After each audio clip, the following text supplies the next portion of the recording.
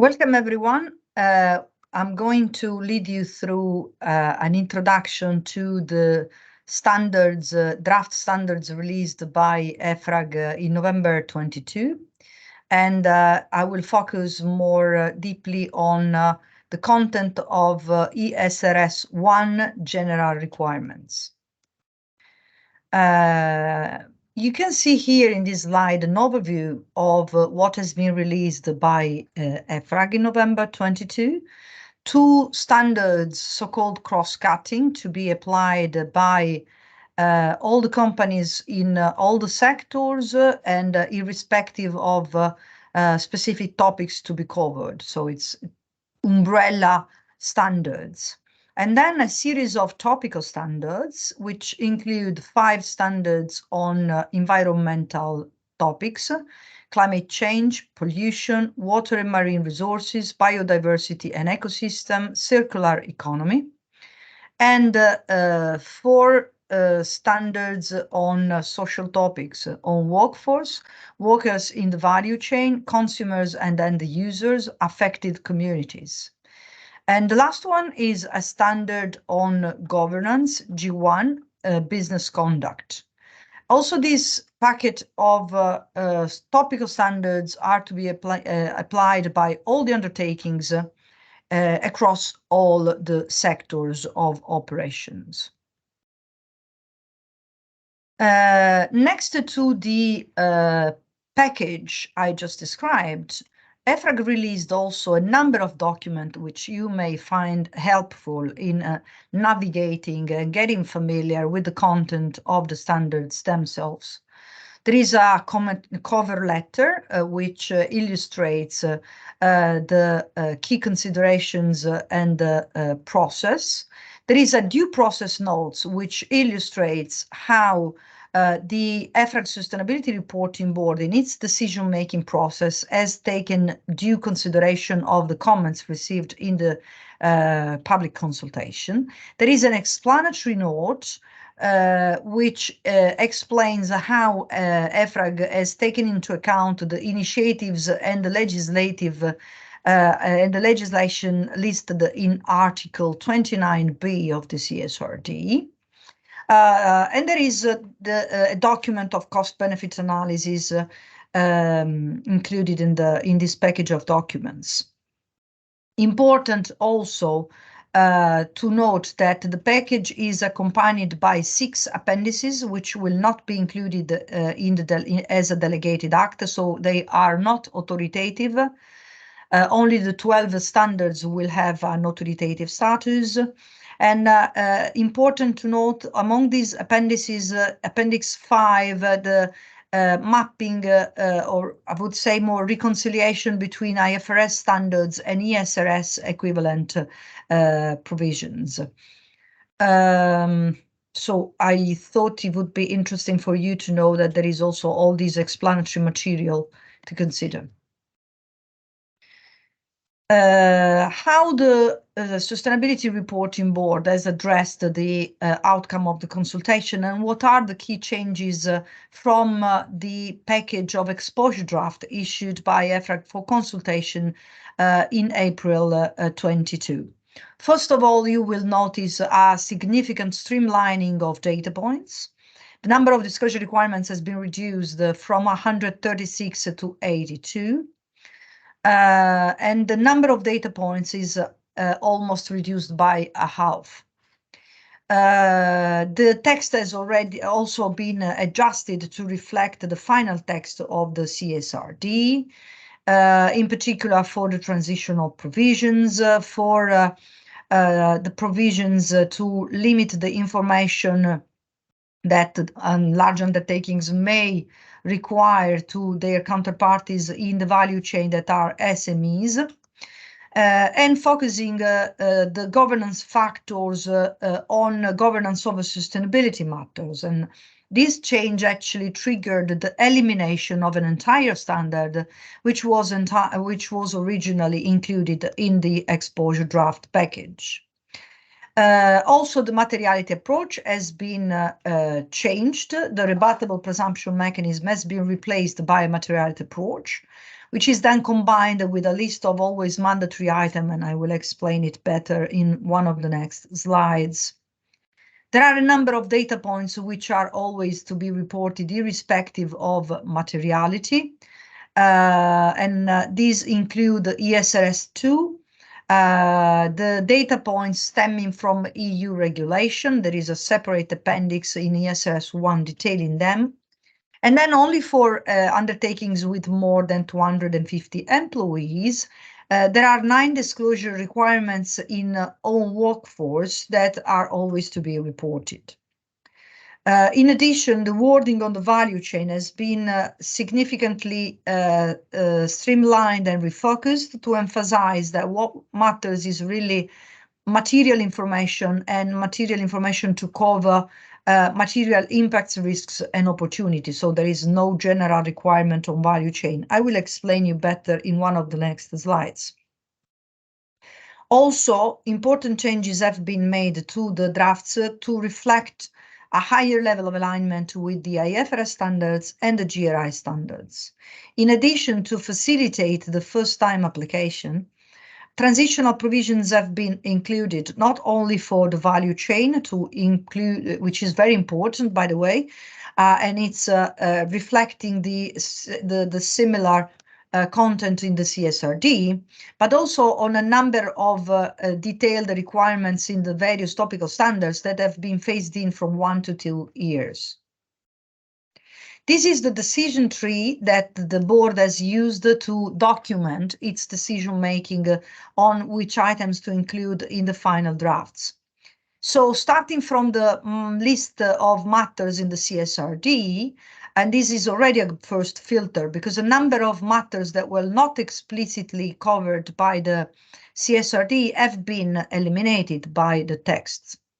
So for matters listed in the CSRD, then the question is whether the content of the proposed disclosure requirement was really of a sector agnostic nature or was more specific to a sector. And in case of a disclosure requirement which would suit better the placement in the sector specific standards, then these have been deleted from set 1.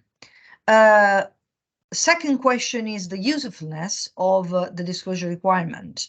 And the question here is whether this was really essential for a depiction of the matter and whether it was needed for international alignment. Another question is whether the value chain aspect was embedded in this disclosure requirement. And for yes, so for those where the value chain is important and is covered, take an example, scope 3, then we have a specific phase-in provision to facilitate the entry into force. Other question on the value chain is always whether the methodology for calculation is clear, yes or not. And if it's not clear, then we have specific phase-in. And another question is whether the methodology can be simplified. And if it can be simplified, then we have embedded all the level of possible simplifications, merging and combination of different points into the standards. Separately, for the data points required by the benchmark regulation, by Pillar 3 sector agnostic indicators, so Pillar 3 for the banks, whenever indicators in Pillar 3 are of a sector agnostic nature, they have been included. And all the SFDR, PAR, PAI indicators have been included, except perhaps 1 or 2, which really had more of a sector-specific nature. This is a list of initiatives and legislations which are explicitly mentioned in the CSRD and have all been taken into consideration when drafting the content of these standards.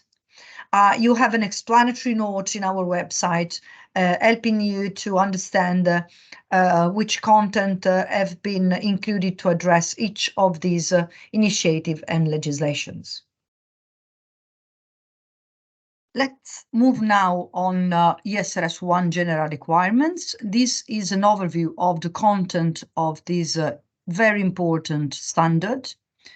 It basically groups all the concepts that the undertakings need to apply when preparing their sustainability statements according to ESRS. So it's a sort of conceptual framework for the application of the ESRS. First, there is an introduction of which are the different categories of standards and disclosures in ESRS, distinguishing between topical and cross-cutting, sector agnostic and sector specific, and entity specific.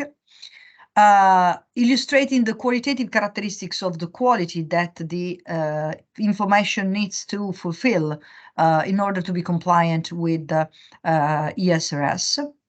The concept of double materiality and how to apply it in practice.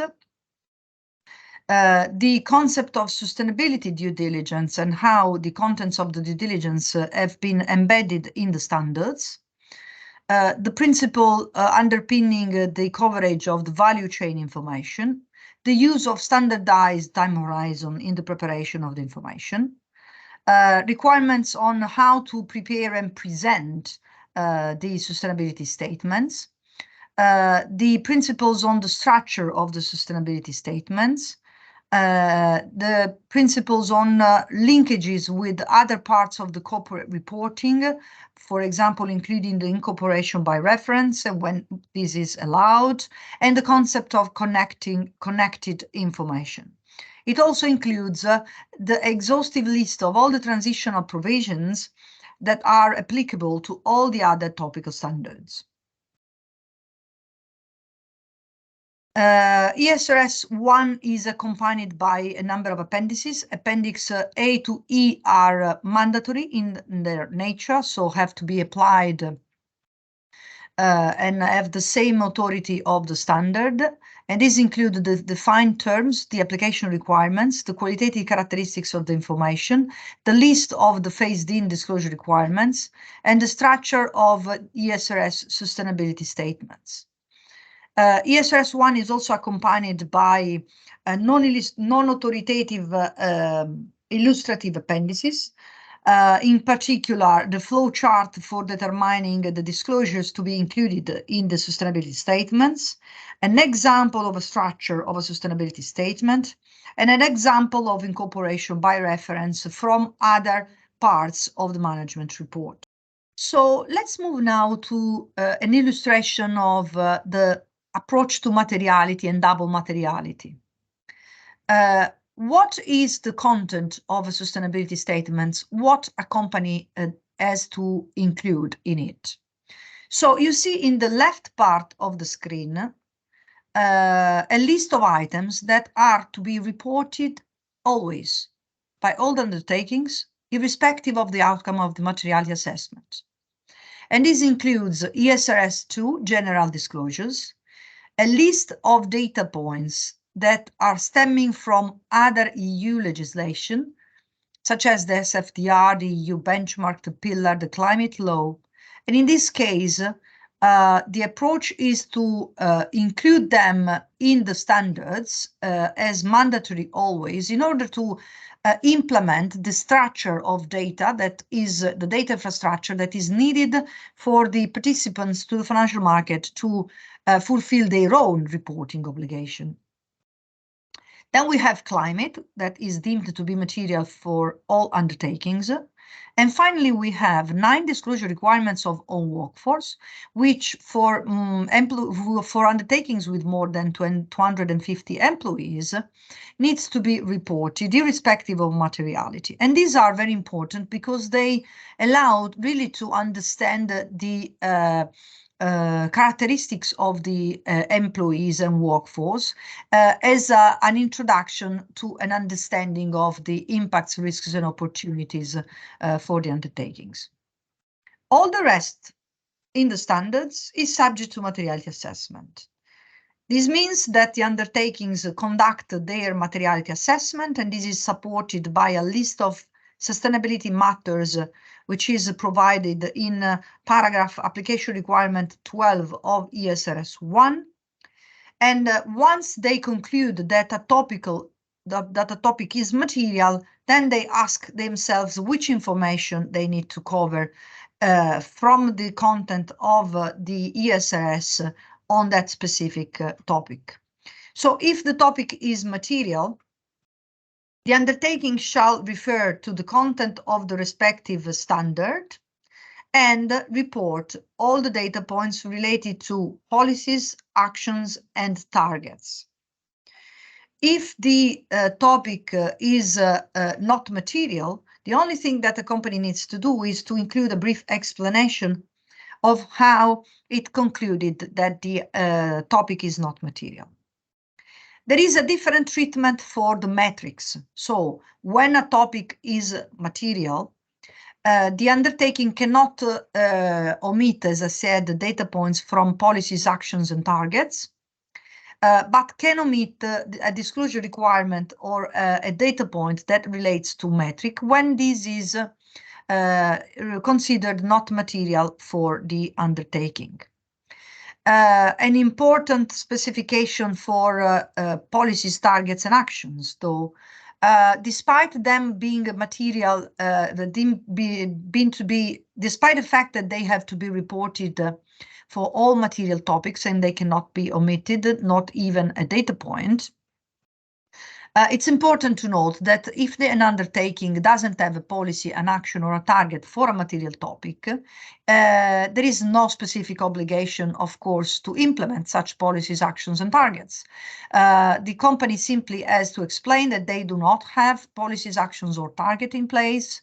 And if they have a plan to implement, they may disclose the timeline. There is also a requirement to report a content index with the list of the disclosure requirements reported. So there is no requirement to report a list of the omitted information, but there is a requirement to report the list of what is included in the report itself. The due diligence concept is very important. As it is explicitly mentioned in the CSRD. And what has been achieved in the draft standards is to embed the content of the United Nations Guiding Principles on Business and Human Rights and of the OECD guidelines for multinational enterprises in the various standards. And you see here the references to the disclosure requirements where each of the key components of the due diligence processes can be found in the various ESRS. And important to note that the language in these standards does not preempt the draft CSDDD directive that the European Commission has proposed and that will be in the foreseeable future issued and applied.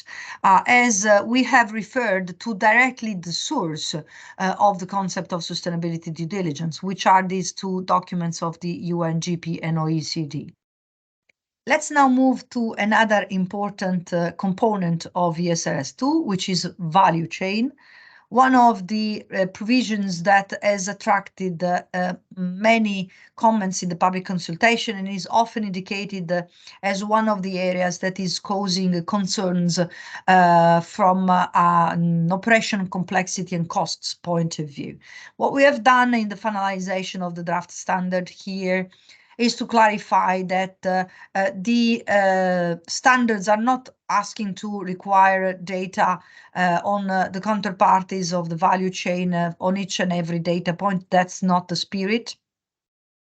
What the standard requires is following the outcome of the materiality assessment, when a material impact, risk, or opportunity is connected with the undertakings in upstream or downstream the value chain, then the respective information provided in the sustainability statements need to cover also the value chain. So there is a filter of materiality defining when the information on value chain is needed.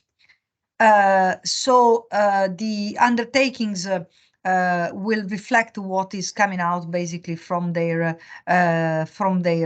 materiality assessment. Important to note that the scope of consolidation is the same as financial reporting. So we're not asking to consolidate undertakings in the value chain, but to the extent that in order to have a faithful representation of a material impact, risk and opportunity, it is needed to include value chain information, because the impact, risk and opportunity affects undertaking or arise with interaction with business relationships. Then it's a requirement, the inclusion of value chain information. Now, what happens when, due to lack of operational leverage, the undertaking cannot collect all the necessary information?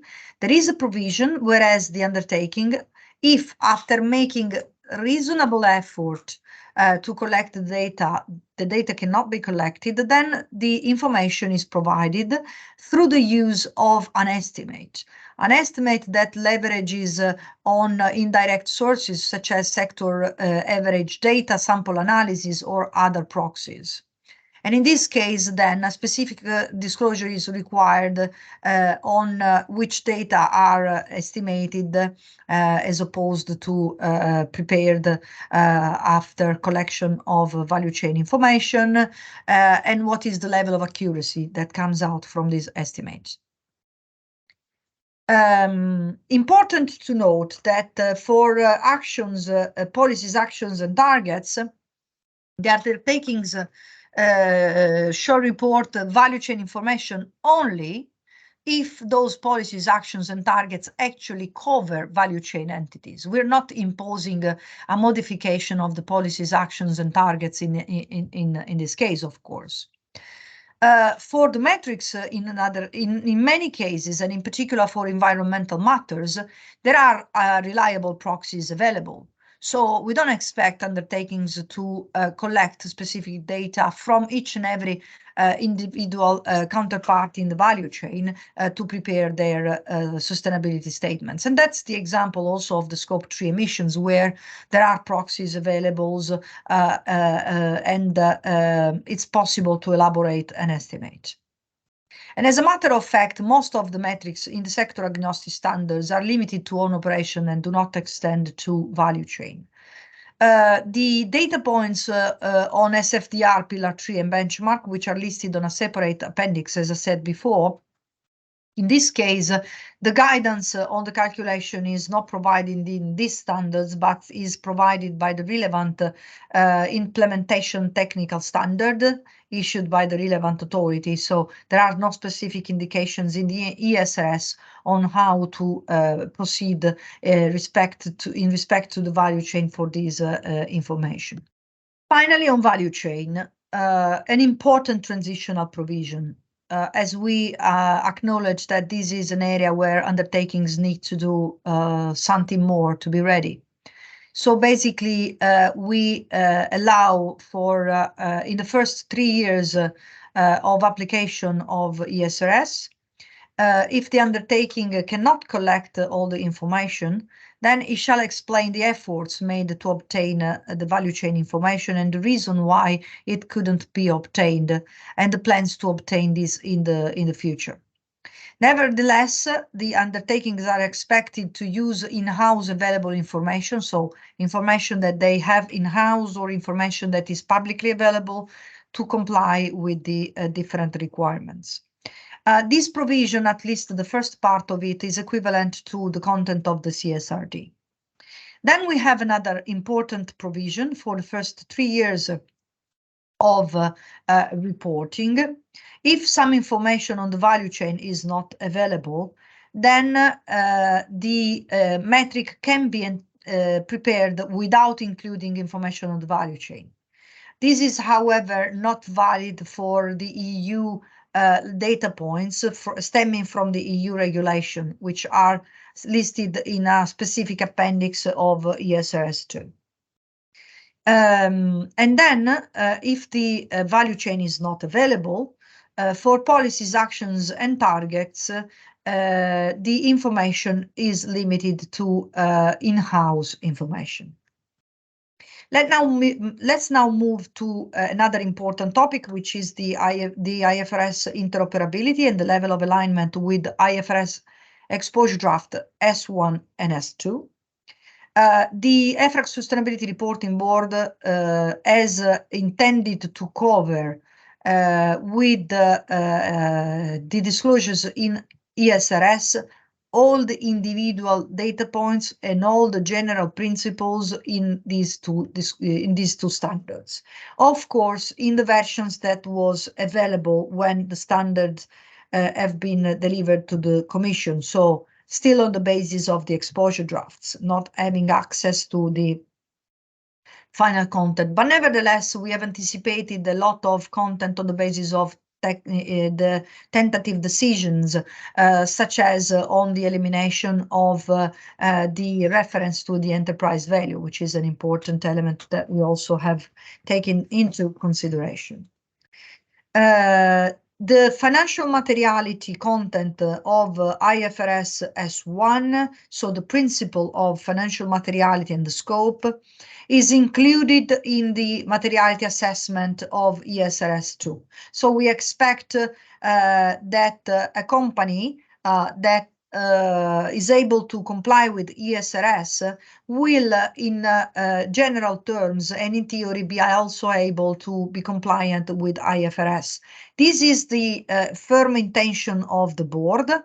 And the EFRAG is now actively cooperating with the IFRS Foundation to make sure that this will finally happen. And this is a work that will continue in the next months. There will be work run jointly with the IFRS staff to bring to the public an interoperability mapping explaining the level of interaction of the two systems of standards. For the time being, I can tell you that the architecture has also been aligned to the one of IFRS and the TCFD, so with the 4 pillars of strategy, governance, impacts, risks, and opportunity management, and metrics and targets. Of course, we cover also more than what IFRS cover, because we have to take into account the double materiality, so the lens of the other stakeholders that are not primary users of financial statements. We also had to include the EU Sustainable Finance Regulation for financial services and the initiatives and the data points from all the regulations. So these are elements of difference that are in ESRS and not also in IFRS. Few words also on alignment with GRI. We have been cooperating and working with GRI all along the building of the standards. The definition, concepts, and disclosures built and leverage on the GRI content to the maximum extent possible and allowed by the mandate of the CSRD. We are aligned in terms of relying on materiality assessment with the deviation that I explained before, which is due to the EU climate change and to the EU legislations, and this is due to justified by a specific focus from a public policy perspective. The definition of impact materiality, the inclusion of the value chain, the concepts of due diligence, these are all compatible with the content of GRI. For incorporation by reference, ESRS allow to incorporate by reference to other documents, but with a certain level element, a certain number of criteria to be fulfilled. So we are a little bit more restrictive, which is also logic in the case of a system that is going to be audited and digitalized. In general, we have included only a subset of the information that GRI has in their standards, because of course in a mandatory system as the one that we are building, we need to limit the number of data points to something that is somehow digestible. And also on ESRS 2 general disclosures, the general part is also broadly aligned with the equivalent GRI requirements. This is all from my side. Thanks a lot for your attention.